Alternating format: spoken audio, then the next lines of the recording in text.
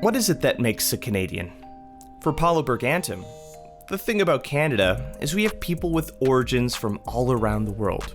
Whether you're Indigenous, someone whose family has been here for generations, or just arriving, our unique stories and cultures make us Canadian. For these programs, we like to learn a little bit more about the members of Multicultural, whether that's those working here as well as our board. But Paulo, why don't you just tell me a little bit about your background in history? It's kind of funny. I started off way when I was a young one as a musician. So I learned, of course, the traditional Portuguese instrument, which is accordion. I taught myself that, and from there I taught myself various other instrumentation. But over the years, I started to get a flavor for television and filming and doing all that kind of stuff. So that kind of took forefront into what I do today.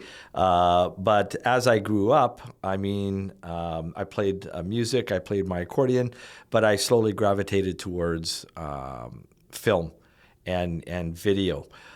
So from that, I just basically slowly progressed into an organization that I started called S2E117 TV, which is the Portuguese television here in Winnipeg. And it's just so happened that both Ty and myself were volunteers at Shaw. And one night when we were there for a volunteer evening, we kind of said to each other, hey, wouldn't it be a great idea to do something that we can provide to all ethnic communities? And that's where it was sparked. And Taya took it, moved it forward, and she moved with the idea of Multicultural, created Multicultural, brought various people in, and she brought all these people in to help her kind of grow the brand, which is where we are today. So for me, I'm actually quite proud to be where I am, and I'm very honored to have been asked to be the chairman here at the board. And, I hope I can continue to be in this role for a long time to come. Have you ever tried any Weird Al songs? Have, yeah. Didn't work out too well. So what sort of sparked that interest in getting behind the camera? What ended up happening is over the years, before I actually got heavily involved, there was this organization from Portugal called RTP. It's their biggest television station. At the time, was their biggest one there. And every time they would come to Winnipeg, they would always hit up the big players, but they kind of forgot the small people. We've got about 34,000 Portuguese here in Winnipeg. And there's a lot of small businesses and a lot of entrepreneurs and a lot of good things that people have done. And that's always been missed. And I said to myself, why is it they're missing all this? So I just figured, I think it's time to come up with an idea, and that's when we created S2E117 TV, and we started shooting ourselves and creating what we create today. We started with myself, one person, one camera, and of course now we're at a point where we've got 15 volunteers, a camera crew, various volunteers that help with camera, editing, stage set, whatever it may be. But I want to give a voice to those who deserve it. And there's a lot of people within every community that deserves exposure. Mm-hmm. And that's what I found was missing, so I just decided it's time to do it. Well, that's the really cool thing about Multicultural and what you're doing as well, is giving the community a voice to just share about themselves, share about their culture, things that they feel important. With all the different projects that we do, like with the Indigenous projects, having them come in, they're so excited to share about their language, to share about their culture, because often minority communities get overlooked in media. They definitely do. One of the things that I've noticed over the last several years is that Winnipeg is an ethnic city, and Canada's an ethnic country. So when I ask people this question, what is a true Canadian? Well, it doesn't mean that my parents were born in Victoria, my grandparents were born in BC. Yeah, that's great. That's great history. But I'm talking about way back. Like my parents came from Portugal. My wife's parents came from Italy. If you really look back at your lineage, we all come from somewhere. That is really what makes up Canada. Canada, or a Canadian, is somebody who has roots someplace else in the globe. And to me, that's really interesting to know that, because you could be second generation, first generation, fifth generation Canadian. But at some point, you do have roots elsewhere. And it's interesting to know about those roots, whether you come from Scotland, Ireland, whether you come from Portugal, Europe, whether you come from the United States, Mexico, South America, really doesn't matter. It's really interesting to know that I've got Salvadorian roots, or I've got Portuguese roots, or whatever it may be. And it's interesting to kind of dig and find out what that is. But furthermore, to find out, that your great-grandparents or great-great-grandparents were in a folklore group back in Germany, or they were violinists back in the Soviet Union. Like, who knows? But it's interesting to dig into that. And what we're about here at U Multicultural is to provide a voice to every ethnic group that wants to have that voice for themselves heard, whether it be in terms of language, in terms of the food, in terms of their dancing, their culture, the way they live. There is so much more than just I'm Portuguese or I'm French.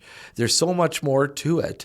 And when you start digging, there's so much there that is rich. And that's really what we're trying to do, is provide that availability to every culture that wants to be involved. And it's so exciting when you get to sit down with someone and just like we're doing right now and learning about their history, their past, their culture.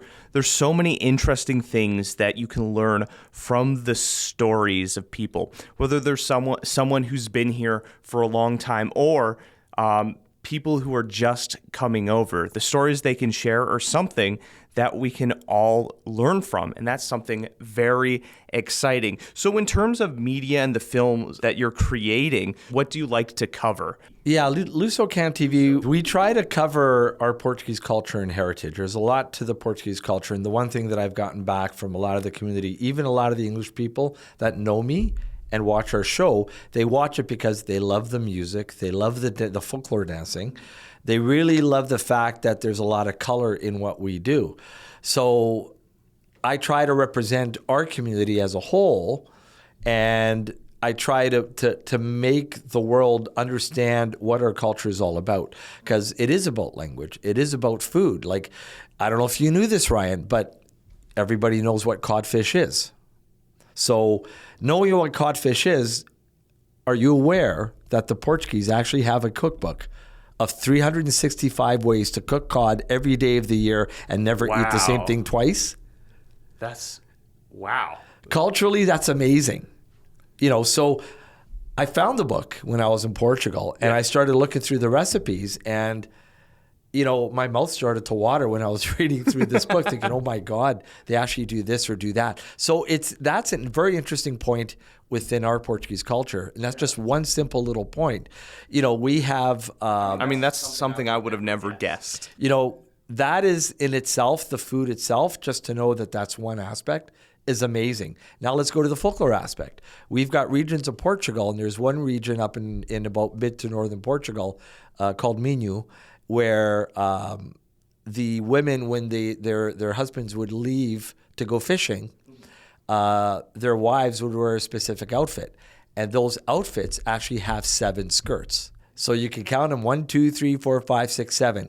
And traditionally, they would wear that because they would wear that as long as they're out fishing. And when they come back, they still have their 7 skirts to receive their husbands.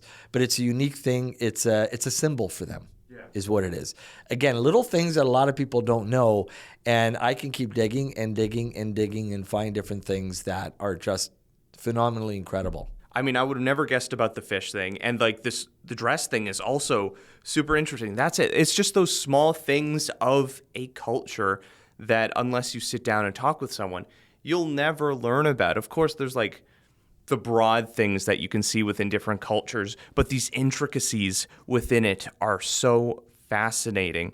So for Luso-Can TV and here at U Multicultural, what sort of things are you hoping to see grow and develop in the future? Well, what I would love to see is I'd love to see the organization itself be a major platform for every culture. There are entities out there that do provide some programming for some cultures, but there is not one entity at all that can provide programming for all cultures. And we are here for that. We're here to provide them that ability and that opportunity if they want it. They really just have to reach out to us, and then we can have that discussion with them and then tailor something specific to them and their culture in terms of what they want to try to find. I think at this moment, we've probably got about 15, 18 different organizations that are part of Multicultural right now. I'd like to grow that to a lot more, to be able to have the ability to do more podcasts in their language, or do a podcast in English, but about their culture, to do a series about them, whether it's where they live or how they live or how they eat or their dance or their music or their language, as we're doing with the Indigenous Languages program. So I think we here at Multicultural have an open ability to do almost anything. It's just a matter of bringing that interest into people that want to get involved and would like to create something with us. And that is really what I'm trying to do is with the board and with Taya and with yourself and everybody else here, is to try to create that environment, a really good, positive environment, because as I said before, we all come from somewhere, and it's quite interesting the way things happen. And I'll tell you a little quick story, about my parents and their immigration. So my parents immigrated about 65. Now, my dad had to go fight in the war that Portugal was in at the time, and my mom had immigrated with her mom and dad, or my grandparents, here to Canada already. My parents were not yet married. So I don't know if you've ever heard of the term being married by proxy. Can't say I'm familiar. So my dad was in the military in Portugal. Yeah. My mom was in Canada. So my mom got on the phone, had a stand-in for her here. My dad got on the phone, had a stand-in for my mom in Portugal, and had someone in between, priests at both ends, and they got married through the telephone. And that's how, I saw a photograph of my mom and dad, but it was after they were already married. Yeah. But they couldn't physically get together to get married. So again, my dad was in another country, my mom was here. And to hear that story is quite amazing, because I don't think we can really relate to what they went through and what they've gone through. And that is a really interesting story for me, because that's something I'm going to tell, I've told my kids and I'm going to tell my grandkids when they come around. And I hope that they can continue that story down. So again, immigration, when they immigrated, they came here basically with nothing. Like many other people have done the same thing, came with nothing, and they created a life, to make a better life for myself and my sister and everybody else who came along. So when it comes to Multicultural, that's basically what we're doing, is where we started off as an idea, now we're an entity, and now we're growing, right? We're growing with more ethnic communities. As they become a part of what we're doing, we're just getting bigger and bigger and bigger. So I hope that we can continue this forward. And we have such a solid group right now with Zuhair with the Muslim community here in Winnipeg, building up content around there. And then we have Yulia with the Ukrainian community. And with everything that's going on with the war, the Ukrainian diaspora, I think Canada has the largest population outside of Ukraine now, if I remember that correctly. So, yeah. I think that's correct. And it's amazing that you bring that up, because with the Ukrainian community and the Muslim community, I mean, that in itself with Zuhair, I got to give him credit for an amazing job, and Yulia as well, and yourself as well, Ryan. What you do here, you're doing a great job. And I just want that to continue, but I also want it to grow. Of course. So there's no reason why we can't have journalists that can cover different ethnicities, because there's so much happening here in the city of Winnipeg. Of course. That we can have journalists consistently busy in creating amazing stories about everything that's going on. Because if we don't know what's going on, then the community doesn't really know the behind the stories, and that's what we're trying to do. Well, and there's so much going on all the time. Right now, we're in the middle, or I guess we're at the beginning of Asian Heritage Month kicking off. I just wrote a story about the Fascination Film Festival, and then you have Red Dress Day to remember the missing and murdered Indigenous women here in Canada. So there's always so much. So having those different perspectives can help us cover even more that's happening. We're just human, right? We can't cover everything. We can't be aware of everything. But as you mentioned, continuing to expand,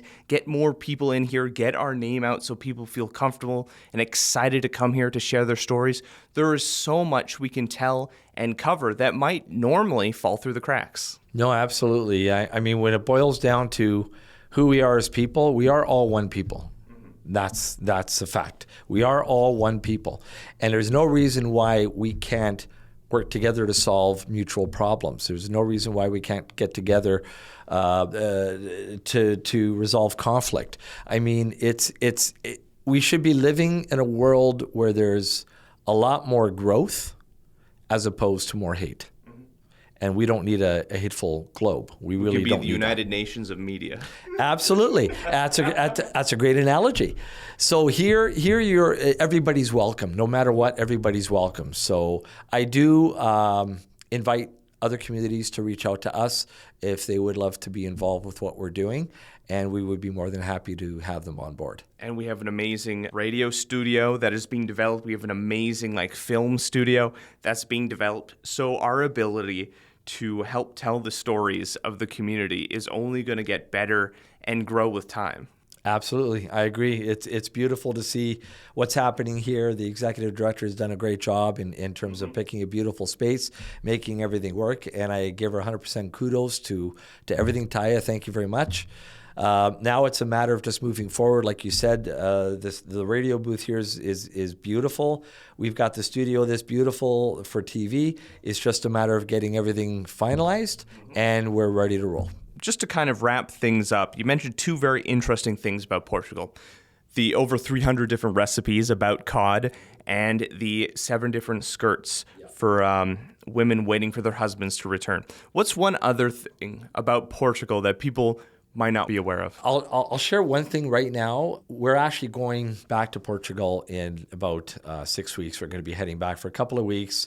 My mom really wants to do a vacation with the family, so we're going.